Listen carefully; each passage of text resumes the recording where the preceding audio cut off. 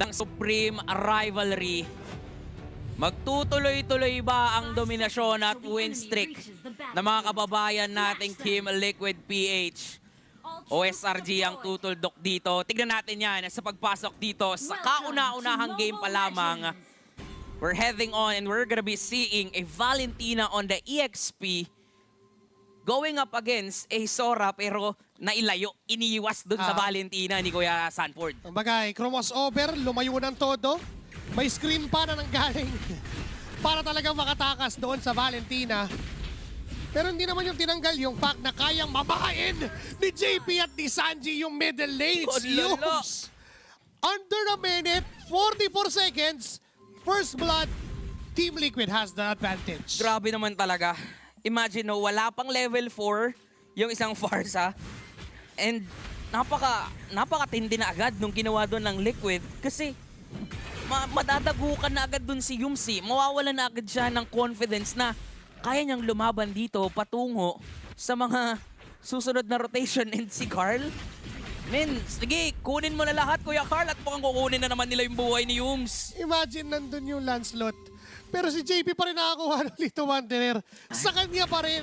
Sabi ni Carl, di ko na pala kailangan pumunta dyan. Kaya nyo na yan eh. Dinadagdagan na naman ni De La Cruz, ni JP, yung mga kasalanan niya dito. At mukhang magandang panimula to para sa Liquid. And mukhang ang gusto nila. Nasaan ka, Kram? Tinitingnan kung nasan yung Phobius. Pero hindi nila kaya patahin yan eh. Hindi naman talaga. Enough lang na bigyan ng threat. Andun din naman si Yums at si Sekais. Pero umatras lang. Ganun lang kabilis ang isang Hilda. Sanford. Sino na lang yung Thornrose. Nandun din yung Phantom Execution. Flicker is forced. Mula sa Apex Predator. Taatras muna si Sanford. Pero hinil lang ng konti. Another Thornrose. Another attempt mula kay Sekais na pauwiin talaga si Sanford pero lalaban siya. Ganda nung freeze nila dun sa lane. Ganda nung attempt. Pero dito si Kram. Papasok. Kinopia yung ulti pero si Kais makakuha nun. Nandun papasok si Carl TZ naman sa counter. Kram is gonna go down as well. 2 XP laners ang mawawala sa ekwasyon. Nandyan si Kais na patuloy pa rin dinidikitan ni JP. Turtle ay naantala pero muli nang sisimula ng SRG. Nandyan naman si Carl TZ para tumingin. Yums is doing his job protecting kung saan papasok etong si Carl TZ. Turtle ay hindi na malapitan pa. Uy, si Team JP! Liquid, si Kais, JP getting down. Turtle ay hawak ng SRG. Sobrang commendable yung ginawa ni Yums doon. Diba? Iaalay niya na yung buhay niya para ma-secure ni si Kais yung Turtle. And not just that Turtle, nakuha niya pa yung buhay dito. Ditong si JP Sanji, hinahabol ni Innocent. And again, Team Liquid, they're getting kills. Nakakuha sila ng kills. At kung sino yung humarap, yun muna yung pinapatay nila. Wala nang way para aputin pa yung likod. Frontline na lang. Yun na lang yung gustong banatan. Kahit pa nakuha ng SRG yung Turtle na yon, lamang pa rin when it comes to gold ang Team Liquid Philippines. But that was just 300. So hindi ganun kalaki yan. There is a way na makuha muli ng SRG yung kalamangan. Mabaliktad nila yung sitwasyon right now. Kasi kami ginagawa ni Yums. Hindi niya inaalis si JP sa paningin niya. Oo. Tsaka yung ginagawa din ni Kram dun sa EXP lane matchup, medyo lugi din talaga doon si Sanford. Why? May dash yung may dash yung Valentina eh. And gustong-gusto yun ng isang Phobius. Meanwhile, yung dalawang junglers natin dito, sila yung magdidikta. Sila yung ko-control saan patungo itong laban na to. Kasi parehas silang 2-0. Ang tanong na lamang sinong makakapag-maximize niyan? And for that instance, mula doon sa unang Turtle, teka lang, May diversion ha. may diversion sa Papunta likod. sa purple. Dalawa yun nandun. Nandun din si Kais. JP ang may ipit sana. Pero Reverse trick. nakatakas. Cartezy, Shadow. Wala nga lang siyang inabutan doon. May objective in less than 30 seconds. But Kram and Sanford tuloy pa rin sa banggaan. Nandyan yung Dark Wave. Happy New Year dun sa taas eh. May ganyan silang laban doon. Nakala mo ba? Bagong taon pa lamang pero nabigyan. Napakasakit naman ni Yums at ni Kram. Tinamaan ng lintik si Carl TZ at si JP. At mukhang sa ngayon, medyo nahihirapan yata. Kulang yata sa damage output ang Team Liquid. And sumakto pa kasi doon sa duality ng Luyin ni Stormy. Hindi nakapag-ultimate. Itong si Carl TZ, add to the fact na yung suntok ni Yums.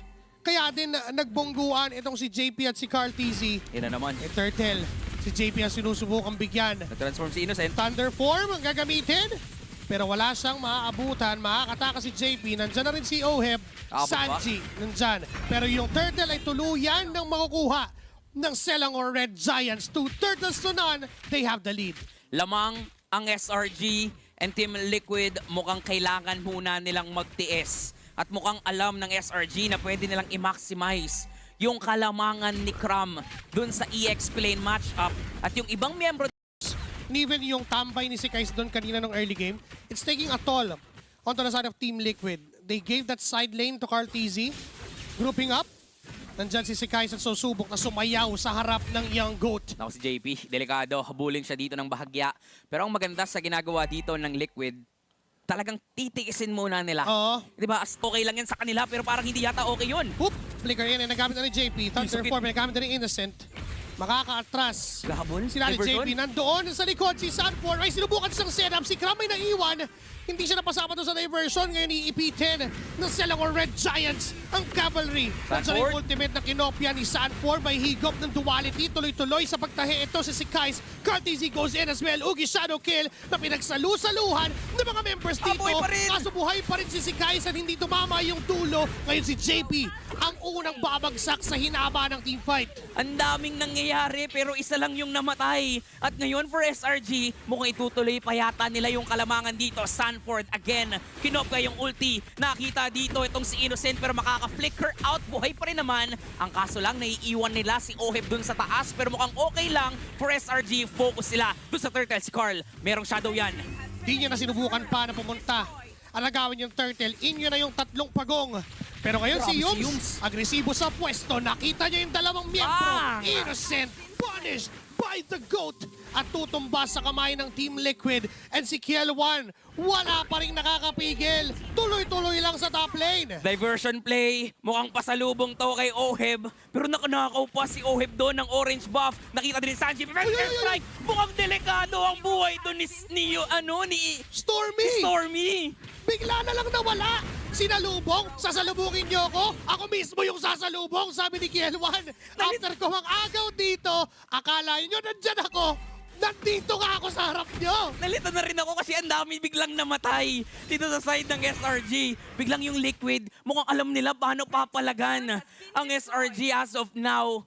And kung usapang control, oo, kontrolado ng SRG yung gold. Pero kung usapang map, control, men, dalawang turret na.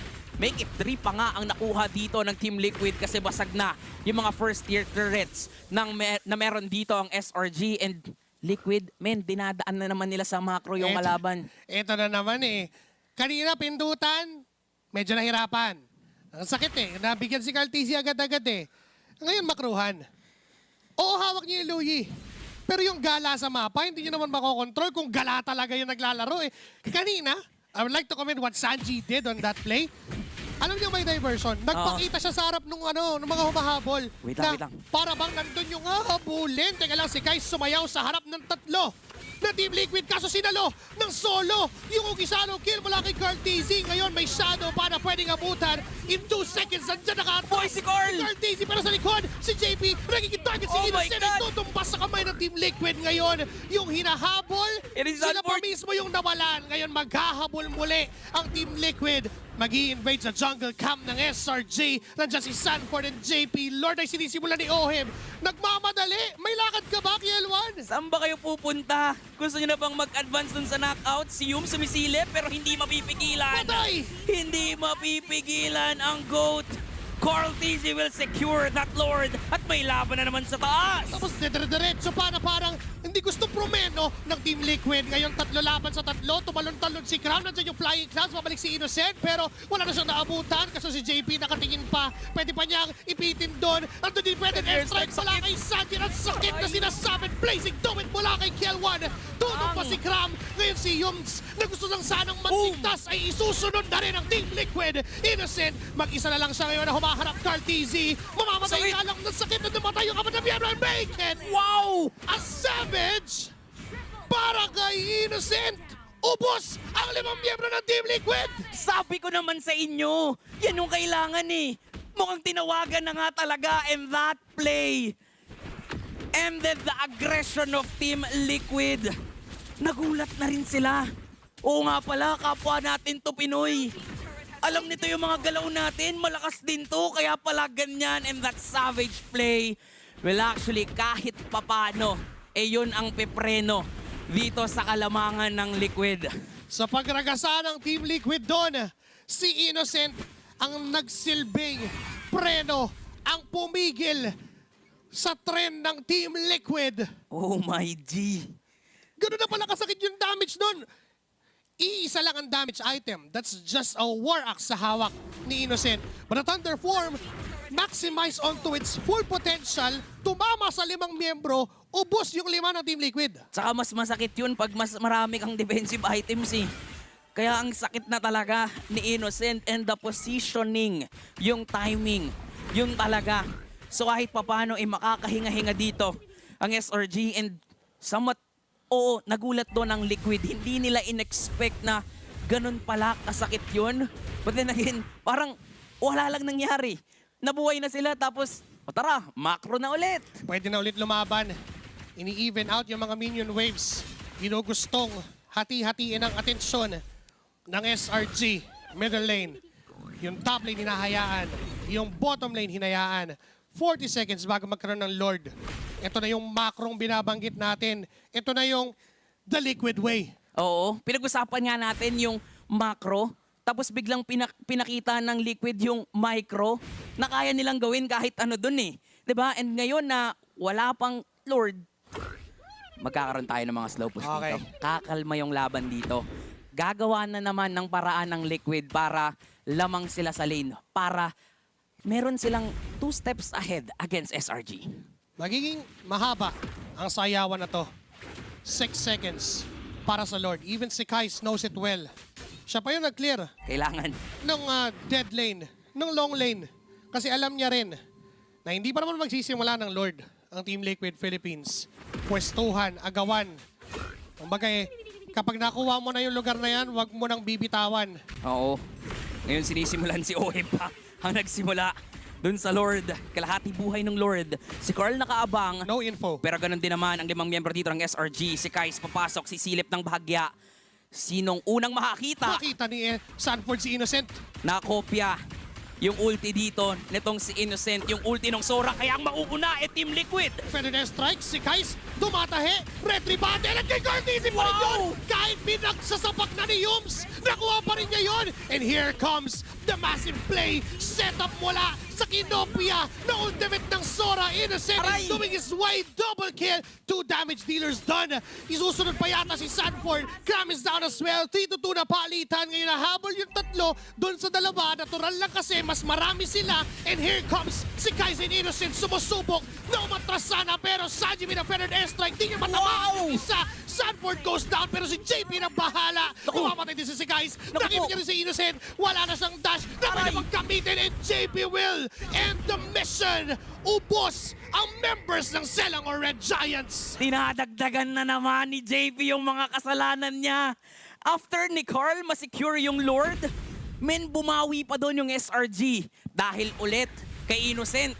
At ngayon ang Liquid, o sige, nakuha na namin yung Lord, nakuha niyo yung ilang buhay namin, pero uubusin namin kayo. Pero still, hindi pa rin matatapos yung laban, pero dahil sa isang team fight, mababawi ng Liquid yung kalamangan, yung control mo ang itutuloy sa pag-pressure dun sa baba. Ladies and gentlemen, we are looking at an absolute cinema. Hatid sa atin ng Team Liquid Philippines and ng Selangor Red Giants. But Team Liquid Philippines eyeing to draw first blood. They want to get this first point of a best of 3. Sanford, oh. Look at Sanford. Just casually strolling around the base of SRG. Nasaan ka na, Innocent? Pakopya naman ako ng ultimo. Hinahanap lang.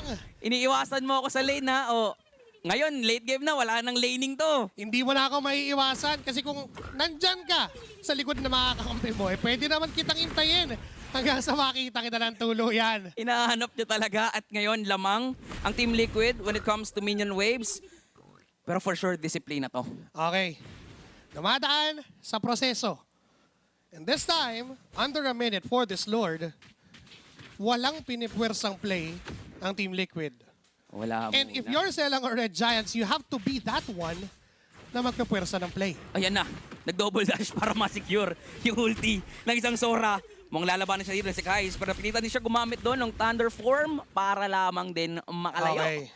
Hindi niya na, niris pa, na makopya nga niya, pero mamatay naman siya. Mahirap na. 30 seconds na lang kasi mag-spawn na yung Lord eh. So baka doon pa magkadali-dali. Diversion. doon. Naku, si Innocent Naku, lang mag-isa. mag-isa. Nakita ni JP, mag-isa to, si Kitara. Puntahan na natin yan, kaso biglang nag-report na may paparating pa. Apat na miyembro pala yung nakaabang na, pero si Owe at Sanji, pinersa pa palayo. Inipin sila bigla, and gets a kiss, and Kais is down to the hands of Team Liquid. Yung akala nating mang susurpresa, sila na naman yung nasurpresa. Diba at ngayon ang Liquid, pwede nang kunin yung Lord. Pero ang dami pang nakaabang, yung pwesto ni Sanji, yung pwesto ni Sanford, diversion pa yung kinopya. Pero si Innocent nag-transform, pero ika-cancel din naman pala ni Sanford yung kinopya niya. Nagkamali lang ng onde, pero ang hindi pagkakamali, kunin na ang Lord. Kaya pa ba tong depensahan ng SRG? TBH, oo, kaya naman. Mataas ang clear wave. Pero paano pag ang sagot pagkabayas? Ayaw mo nung kung bias sa sagot. Hindi na, tapos na yan. Kung sasagutin kita ng normal at professional, kaya pa. Kaya pa. Mataas clear wave eh. Ulitin mo yung tanong. Kaya pa ba? Hindi na.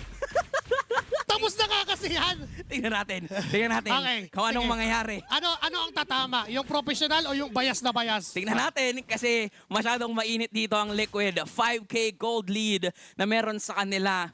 At pumapasok na tayo sa punto na naglalak item na rin talaga. Kahit yung SRG nakakahabol na rin talaga sila. Ang problema lang din kasi sa composition wala kasing marksman eh. Walang pang Yun DPS nga eh. Kung DPS ang usapan, kailangan mag-Thunder 4 heroes. Teka lang. Si RTC ay mainit. Gusto niyang bigyan agad. Wala nang Ugi Shadow kill. At least alam ng SRG yun. So wala na sila nga abatan pa na Hayabusang pwede pumasok. Pero nakahanda na ang Team Liquid na unti-unting basagin lahat ng inhibitor turrets ng SRG. Sumarch na yung Lord. Diretso dun sa Si Owe baba. Ngayon si Owe may sumubok na banatan ng bahagya. Ngayon yung apat na lang na natitira kasi wala na pala si Guys. Reverse ng bigla. JP sa likod. Ngayon si JP sa likod. Gusto niya puntahan ang mga members ng SRG and Team Liquid Ang sakit. slowly but surely na gusto nang kunin at tapusin ang laban kasi kanila ang Game 1. Ipapakita lang ng team